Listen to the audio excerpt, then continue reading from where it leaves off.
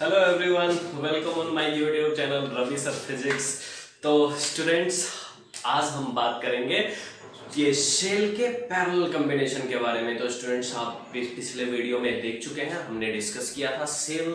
हाँ, सेल में फिर उसके ईएमएफ और पोटेंशियल डिफरेंस के बीच रिलेशन, फिर उसके सीरीज कॉम्बिनेशन के बारे में। तो सीरीज कॉम्बिनेशन में हमने देखा था कि दो कंडीशन में, जब सेल्स हमारा आइडेंटिकल्स होते हैं और जब सेल हमारा नॉन आइडेंटिकल होता है। तो आइडेंटिकल का मतलब होता है कि जब हम सर्किट में जितना भी सेल यूज करते हैं सारे का ईएमएफ और इंटरनल रेजिस्टेंस इक्वल होता है। तो ये कंडीशन होता है आपका आइडेंटिकल सेल्स का। और वहीं पे नॉन आइडेंटिकल की बात करें तो जितना भी सेल हम यूज करते हैं किसी सर्किट में, सबका ईएमएफ क्या होता है, बिल्कुल डिफरेंट होता है। तो इंटरनल रेजिस्टेंस भी डिफरेंट होता है। तो हमने देखा था दोनों कंडीशन में कि जब ना हम सेल को सीरीज में कंबाइन करते हैं, हाँ, आइडेंटिकल के लिए, तब उसके नेट ईएमएफ का वैल्यू बोले तो इक्विवेलेंट ईएमएफ का वैल्यू क्या होता है, हाँ, इक्विवेलेंट रेजिस्टेंस, इंटरनल रेजिस्टेंस क्या होता है। वहीं पे नॉन आइडेंटिकल में भी हमने यही देखा था। तो चलिए उसी टॉपिक को आगे कंटिन्यू करते हुए आज बात करेंगे कि जब हम सेल को पैरेलल कंबाइंड करते हैं, तो पैरेलल कॉम्बिनेशन में सबसे पहले हम देखेंगे आइडेंटिकल के लिए, फिर देखेंगे नॉन आइडेंटिकल के लिए।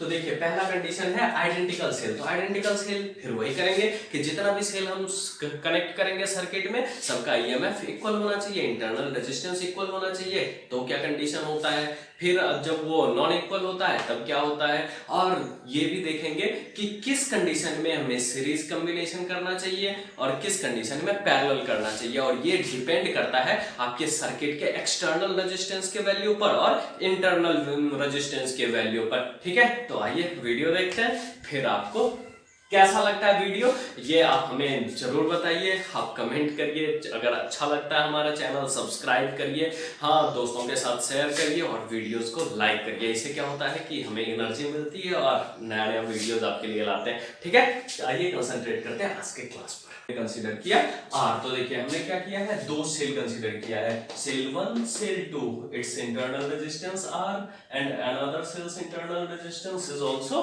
आर, और यहाँ पर एक्सटर्नल रेजिस्टेंस है आर। तो देखिए हमें क्या करना है, हमें करना है इसको सॉल्व करके एक इक्विवेलेंट सेल बनाना है और एक इक्विवेलेंट रेजिस्टर बनाना है।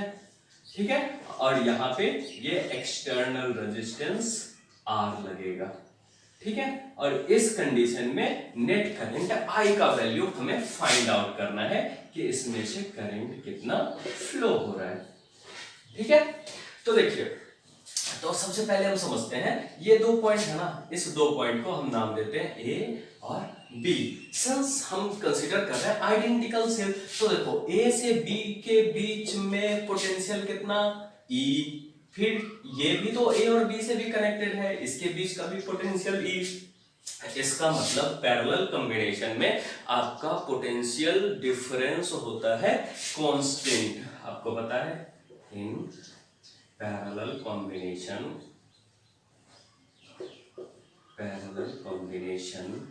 हाँ,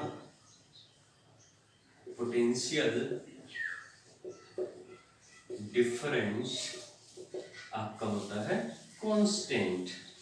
ठीक है, और करंट होता है वेरिएबल। तो देखिए, इधर से जो आपका ये पॉजिटिव टर्मिनल, ये नेगेटिव, इसके लिए पॉजिटिव, ये नेगेटिव, तो इसमें से जो करंट फ्लो होगा वो I1, इसमें से जो फ्लो होगा वो I2, बट यहां आते ही क्या हो जाएगा, ये I1 प्लस I2। ठीक है, और ये इक्वल हो जाता है हमारा I के। तो देखिए, करंट क्या है हमारा, वेरिएबल है, पोटेंशियल डिफरेंस कांस्टेंट है। तो इसमें ना चाहे 2 सेल लगा हो, 3 सेल लगा हो, या total m number of cell लगा हो, पोटेंशियल डिफरेंस क्या होगा, कांस्टेंट। तो हम कह सकते हैं कि net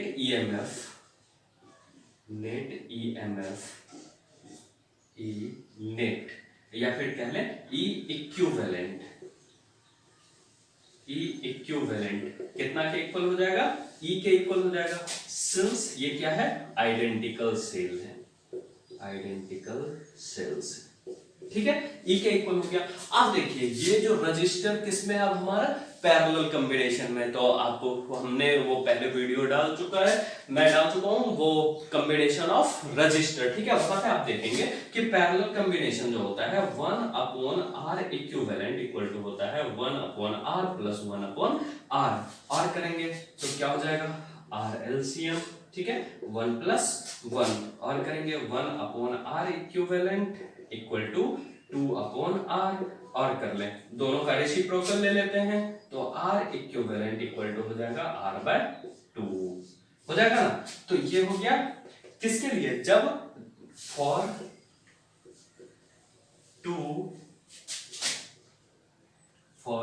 to cells having same internal resistance, ठीक है। तो ये दो सेल के लिए, सपोज करिए अगर हमारे पास m नंबर ऑफ सेल्स होता है, ठीक है, इफ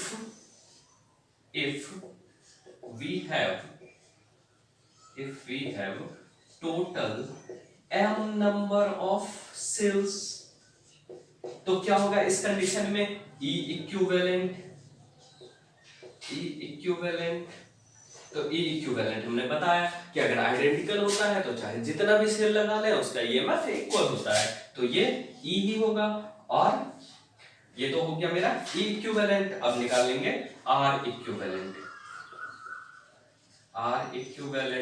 तो देखिए R इक्विवेलेंट क्या हो जाएगा, तो यहां पर 2 के लिए R/2, तो m नंबर के लिए क्या हो जाएगा R इक्विवेलेंट R/2, तो R इक्विवेलेंट के लिए R/m, ठीक है। अब इसके लिए हम निकालेंगे करंट का वैल्यू।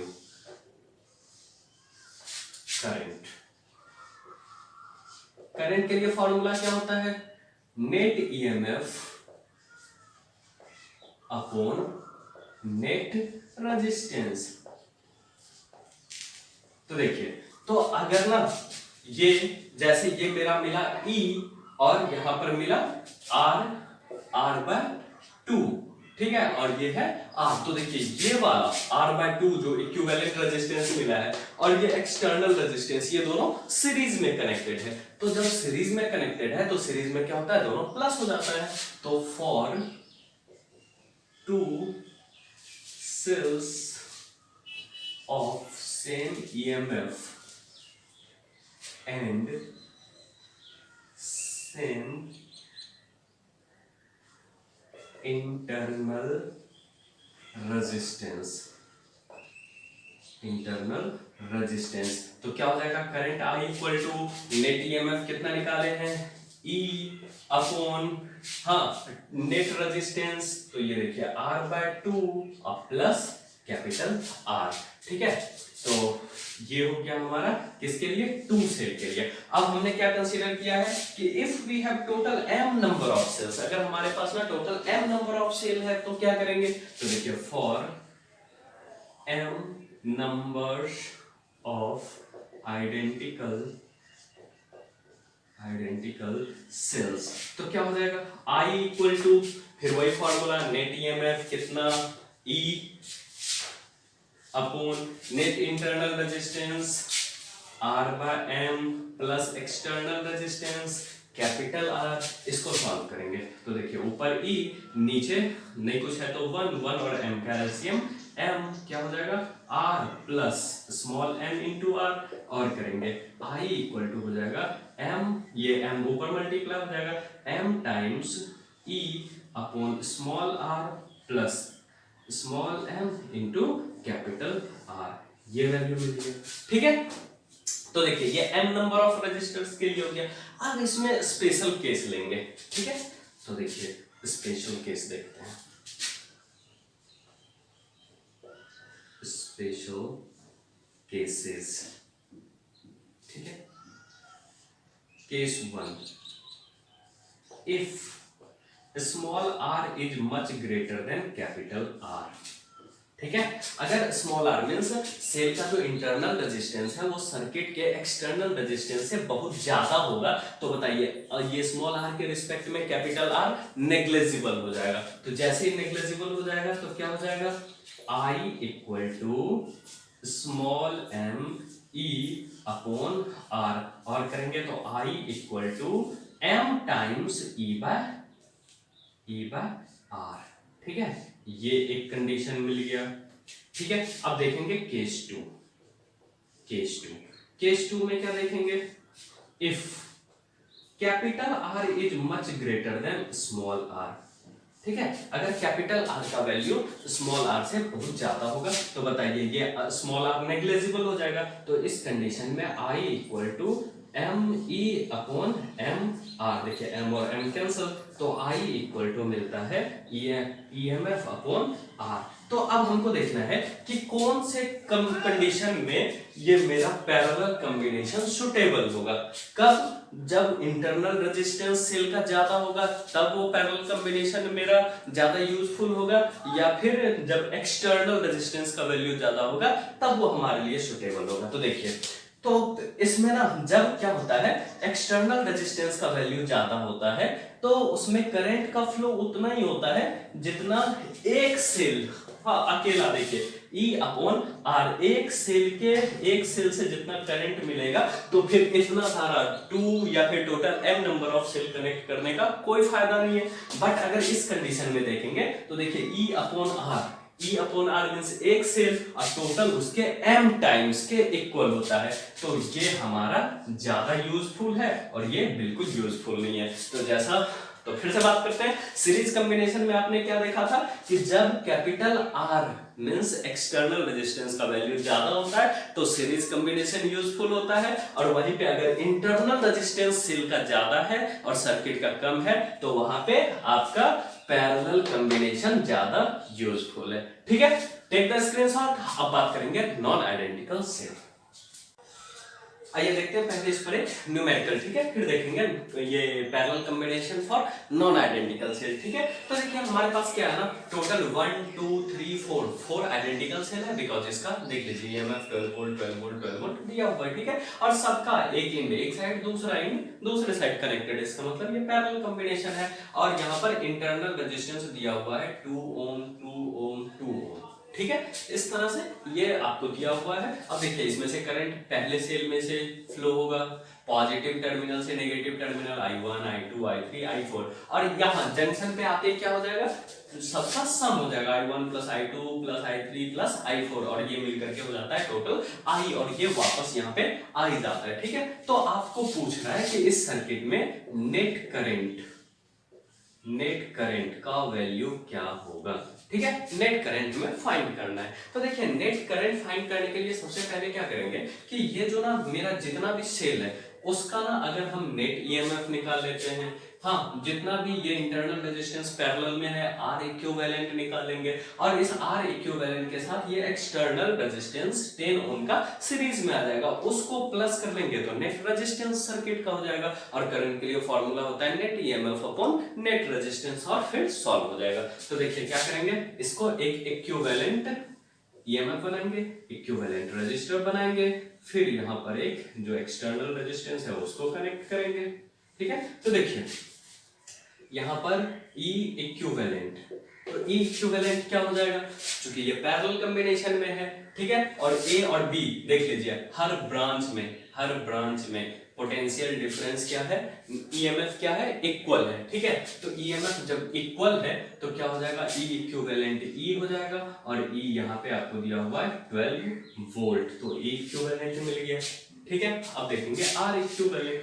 तो R इक्विवेलेंट के लिए फॉर्मूला होता है, क्या होता है फॉर्मूला, R अपॉन M होता है ना, अभी जस्ट हमने देखा है। वैसे भी पैरेलल कॉम्बिनेशन में क्या होता है, 1 upon R equivalent equal to 1 upon R plus 1 upon R plus 1 upon R plus 1 upon R, तो ये 4 के लिए, तो यहाँ पे M इक्वल टू 4 हो जाएगा। तो देखिए तो क्या करेंगे, यहाँ पे 4 upon R equal to 1 upon R equivalent, और करेंगे R इक्विवेलेंट रेसिप्रोकल लेंगे तो R बाय 4, और यहाँ पर M आपको दिया हुआ है 4, देखिए एक ही बात है। तो और करेंगे R इक्विवेलेंट इक्वल टू हो जाएगा क्या, R बाय M, R का वैल्यू दिया हुआ है एक, ये R आपको दिया हुआ है 2 ओम, तो हो जाएगा 2 अपॉन M कितना 4, 2 2 जा 4, तो R इक्विवेलेंट हो गया आपका 1/2 ओम। ठीक है, जब ये R इक्विवेलेंट मिल गया, अब देखिए I नेट करंट क्या होता है, net EMF upon net resistance, तो आई नेट ईएमएफ निकाल चुके कितना, 12 वोल्ट। नेट रेजिस्टेंस में ये जो आपका आर इक्विवेलेंट निकला, आर इक्विवेलेंट 1/2 ओम, ये आपका निकला ई इक्विवेलेंट कितना, 12 वोल्ट, और ये कैपिटल आर का वैल्यू दिया हुआ है 10 ओम।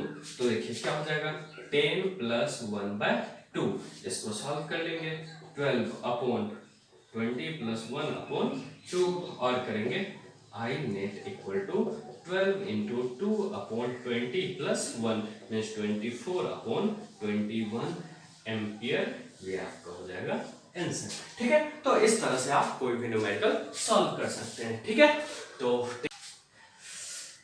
स्टूडेंट्स आइए बात करते हैं, हाँ, parallel combination of cell for non identical cell. तो आपको पता है नॉन आइडेंटिकल सेल मींस इस सर्किट में जितना भी सेल है उस सेल का ईएमएफ, सारे सेल्स का ईएमएफ एक दूसरे से डिफरेंट होगा। नॉन आइडेंटिकल का मतलब यही होता है, जब ईएमएफ डिफरेंट होगा तो उसका इंटरनल रेजिस्टेंस भी डिफरेंट होगा। तो जब डिफरेंट ईएमएफ के सेल्स को पैरेलल में कंबाइन करेंगे तो उस कंडीशन में हम कैसे इक्विवेलेंट ईएमएफ पता कर सकते हैं, कैसे इक्विवेलेंट रेजिस्टेंस पता कर सकते हैं, आइए देखते हैं इस टॉपिक में। तो देखिए हमारे पास ना ये फिगर है, हमने दो सेल कंसीडर किया हुआ है, एक सेल E1 ईएमएफ का, दूसरा E2 ईएमएफ का, और ये दोनों आपस में बिल्कुल भी इक्वल नहीं है। पहले का इंटरनल रेजिस्टेंस R1, दूसरे का R2। तो देखिए पॉजिटिव टर्मिनल दोनों सेल का एक साइड कनेक्टेड है, नेगेटिव टर्मिनल दूसरे साइड कनेक्टेड है, इसका मतलब कॉम्बिनेशन है पैरेलल। ठीक है, देखिए पहले में पॉजिटिव टर्मिनल से करंट फ्लो हो रहा है I1, ठीक है I1, और दूसरे में I2, और यहाँ पे जंक्शन पे आते ही जंक्शन रूल से ये I1 + I2 मीन्स दोनों करंट का टोटल सम हो जाता है और वो इक्वल होता है I के, ऐसा हम कंसीडर करते हैं। ठीक है, तो देखिए फिर यही करंट I इधर से होते हुए एक्सटर्नल रेजिस्टेंस R से होते हुए ये वापस से जाता है और फिर यहाँ पे जंक्शन पे I1 और I2 में डिवाइड हो जाता है। ठीक है, तो आपको ना यहाँ पे ध्यान रखना है I = I1 + I2। इसी फॉर्मूला पे हम वैल्यू पुट करके फिर हम पता कर सकते हैं कि इसका net EMF means equivalent EMF और इक्विवेलेंट रेजिस्टेंस क्या होगा। तो देखिए, तो आइए बात करते हैं हम ना पोटेंशियल डिफरेंस V और ईएमएफ, ई में रिलेशन आपको पिछले वीडियो में बता चुके हैं कि V = होता है E - IR। अगर इक्विवेलेंट का बात करें तो V इक्विवेलेंट = हो जाएगा E equivalent - I × R equivalent. ठीक है, तो ये एक इक्वेशन मिला। दूसरा यहाँ पे I = I1 + I2 में I1 और I2 का वैल्यू रखेंगे, इसको सॉल्व करेंगे, बस इसी के टर्म में लाना है इसको सॉल्व करके, फिर उस दोनों को कंपेयर कर लेंगे। कंपेयर करते ही E इक्विवेलेंट और R इक्विवेलेंट हमें मिल जाएगा। तो देखिए, तो फिर सवाल आता है कि ये I1 और I2 हमें मिलेगा कहाँ से। तो I1 और I2 भी मिलेगा, कहाँ से मिलेगा, इसी फॉर्मूला से। तो देखिए फॉर्मूला होता है V = E - IR। तो IR को इस साइड ले आइए, V को दूसरे साइड, तो IR = E - V, यहाँ से I निकाल सकते हैं E - V/R। R देखिए होल में है तो दोनों का हो जाएगा E/R - V/R हो जाएगा। ठीक है, तो इस कंडीशन में I1 = हो जाएगा E1/R1 - V/R1, I2 = हो जाएगा E2/R2 - V/R2। ठीक है, अब इस दोनों वैल्यू को उठा के यहाँ रखना है, इसको सॉल्व करना है, इसके टर्म में लाना है, कंपेयर करना है, और हमें मिल जाएगा E इक्विवेलेंट और R इक्विवेलेंट। यस, तो चलिए सॉल्व करते हैं। चलिए I1 का वैल्यू पुट करते हैं, E1/R1 - V/R1 प्लस I2 का वैल्यू E2/R2 - V/R2। तो देखिए ये वाले टर्म को एक साथ और V वाले टर्म को एक साथ लिखते हैं। I = E1/R1 plus E2/R2 - V/R1 - V/R2, और करते हैं I = E1/R1 प्लस E2/R2। देखिए माइनस V कॉमन ले सकते हैं तो बचेगा 1/R1 प्लस 1/R2। ठीक है। अब देखिए इसके टर्म में मैंने बोला लाना है, तो v वाले टर्म को इधर ले आइए, i वाले को अपोजिट, क्या हो जाएगा v 1/r1 plus 1/r2 equal to e1/r1 plus e2/r2 अब माइनस i। देखिए इसको हम एक साथ ब्रैकेट में लिख लेते हैं, तो कि ये कोई मतलब ही नहीं है, ये ब्रैकेट खोलेंगे भी तो बस ऐसे ही टर्म रहेगा। ठीक है, तो अब क्या करना है, मुझे इसके टर्म में लाना है, तो v इक्विवेलेंट, लेकिन v के साथ यहाँ r वाला टर्म है, तो r वाले टर्म को हटाना है, तो कैसे हटाएंगे, तो इधर मल्टीप्लाई में इक्वल के अपोजिट डिवाइड में जाएगा, तो देखिए हो जाएगा v equal to e1/r1 plus e2/r2 upon 1/r1 plus 1/r2। ठीक है, minus i upon 1/r1 plus 1/r2। देखिए मैच कर रहा है, बस इसको थोड़ा सा सजा के लिख लेना है। कैसे लिखना है बताते हैं। देखिए v, तो v इक्वल टू ये पूरा term e1/r1 plus e2/r2 upon 1/r1 plus 1/r2। ठीक है, अब माइनस i, तो i, अब देखिए i, इसको हम ऐसा लिख सकते हैं i multiply 1/1/r1 plus 1/r2 लिख सकते हैं ना, कोई फर्क नहीं पड़ रहा है। तो यहाँ i 1 के साथ मल्टीप्लाई हो जाएगा, तो i upon 1/r1 plus 1/r2, बस इक्वेशन नंबर कर लीजिए 2 और 1 और 2 को कर लीजिए compare. On comparing equation 1 and 2, equation 1 और 2 को कंपेयर करेंगे, तो देखिए LHS दोनों का मैच कर रहा है, v इक्विवेलेंट v के इक्वल, इसका मतलब e इक्विवेलेंट इस पूरे टर्म के होगा, तो e इक्विवेलेंट इक्वल टू हो जाएगा e1/r1 plus e2/r2 upon 1/r1 plus 1/r2 के। ठीक है, मिल गया फॉर्मूला, चलिए कितना बढ़िया, पहला फॉर्मूला मिल गया e इक्विवेलेंट। अब देखिए फिर इस टर्म को कंपेयर कर लीजिए, इसके पास i है, इसके पास भी i है, इसका मतलब बाकी का जो टर्म है वो r इक्विवेलेंट के इक्वल, तो इसका मतलब r इक्विवेलेंट हो जाएगा 1/1/r1 प्लस 1/r2 के। ठीक है, ये मीन्स ये पैरेलल कॉम्बिनेशन को शो कर रहा है, means parallel combination of register, ये शो कर रहा है आपका पैरेलल कॉम्बिनेशन ऑफ रजिस्टर। कैसे करना है, देखिए रेसिप्रोकल ले लीजिए दोनों का, तो क्या हो जाएगा 1/r इक्विवेलेंट, और इसको 1/ ये पूरा करिएगा तो ये डिनोमिनेटर वाला टर्म ऊपर जाके मल्टीप्लाई हो जाएगा, मीन्स क्या हो जाएगा, या फिर रेसिप्रोकल 1/ करना है तो यहाँ हो जाएगा 1/r1 प्लस 1/r2 हो जाएगा। तो देखिए ये है हमारा पैरेलल कॉम्बिनेशन ऑफ रजिस्टर। ठीक है, ये तो कब हुआ, जब ना हमने कंसीडर किया था सिर्फ और सिर्फ 2 सेल्स। सपोज करिए हमारे पास m नंबर ऑफ सेल्स हो, तो for m number of identical, sorry non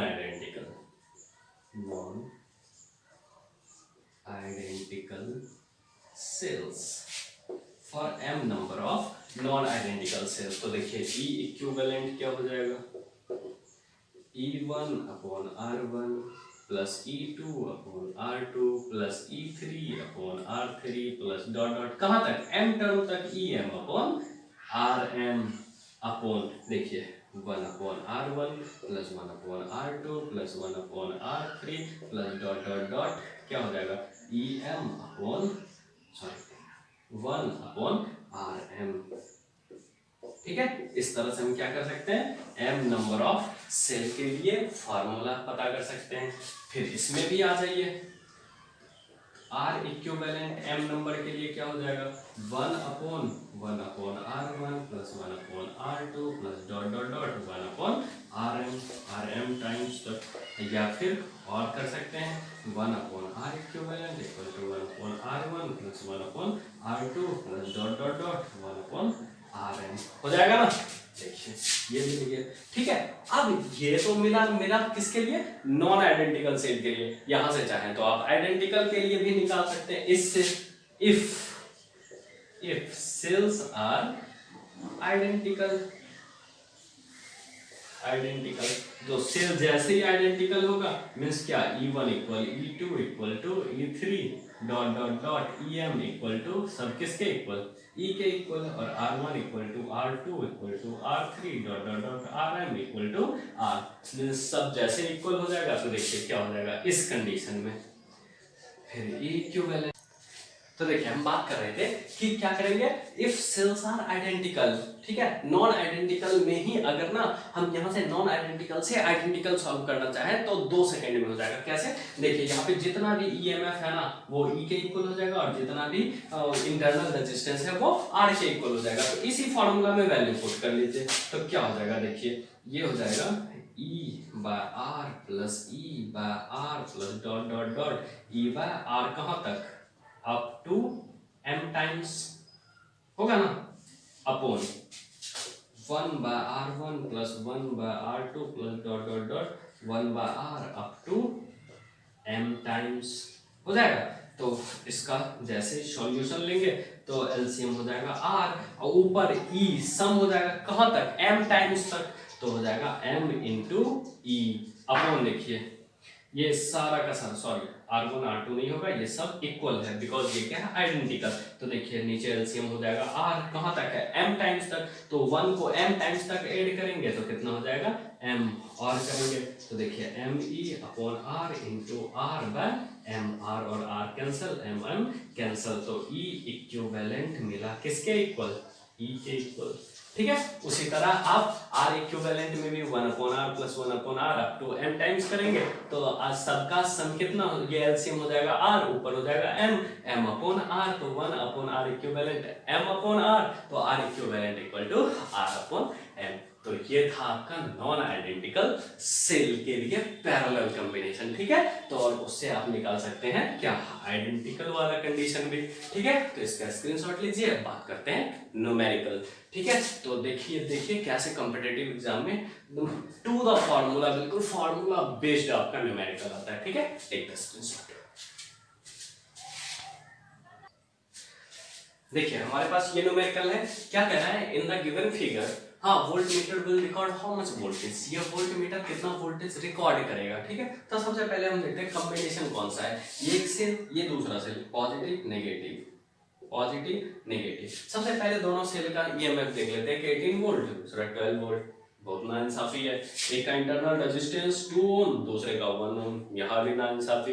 इसका मतलब दोनों सेल कैसा है, नॉन आइडेंटिकल, ठीक है। ये तो पता चल गया नॉन आइडेंटिकल। अब पता करते हैं सीरीज है या पैरेलल है। देखिए पॉजिटिव टर्मिनल एक तरफ कनेक्टेड है, नेगेटिव टर्मिनल एक तरफ कनेक्टेड है। इसका मतलब ये है कि आपका ये कॉम्बिनेशन पैरेलल है और नॉन आइडेंटिकल है। तो देखिए सॉल्व करना है तो आपको बताया फॉर्मूला, E इक्विवेलेंट के लिए क्या होता है, E इक्विवेलेंट होता है E1 upon R1 plus E2 upon R2 upon 1 upon R1 plus 1 upon R2। Since यहाँ पे दो ही सेल है तो ये फॉर्मूला यूज होगा। देखिए यहाँ पे आपको दिया हुआ है गिवन, क्या क्या दिया हुआ है, E1 दिया हुआ है 18 वोल्ट, E2 दिया हुआ है 12 वोल्ट, R1 दिया हुआ है 2 ओम और R2 दिया हुआ है 1 ओम। करना क्या, वैल्यू पुट करके सॉल्व कर लीजिए। तो R करेंगे E equivalent equal to E1 18 upon R1 2 plus E2 12 upon R2 1 upon 1 upon R1 1 upon 2 plus 1 upon 1, ठीक है। देखिए इसको सॉल्व कर लेते हैं। 18 अपॉन 2 9 टाइम्स में कटेगा, 9 टाइम्स में कटेगा, प्लस 12 अपॉन 1 तो 12 प्लस 9 कितना हो जाएगा 21। ई इक्विवेलेंट इक्वल टू हो जाएगा 12 और 9 21 अपॉन, इस दोनों को सॉल्व कर लीजिए, एलसीएम हो जाएगा कितना 2, यहाँ पे हो जाएगा 1 प्लस 2 और करेंगे ई इक्विवेलेंट इक्वल टू हो जाएगा 21 इंटू 2 अपॉन 3, 7 टाइम्स में और करेंगे E equivalent equal to 7 into 2 equal to 14 volt. तो कितना ये रीड करेगा वोल्ट मीटर? 14 वोल्ट। ये आपका हो जाएगा आंसर। तो इसी टाइप्स के क्वेश्चंस पूछे जाते हैं आपके हाँ कॉम्पिटिटिव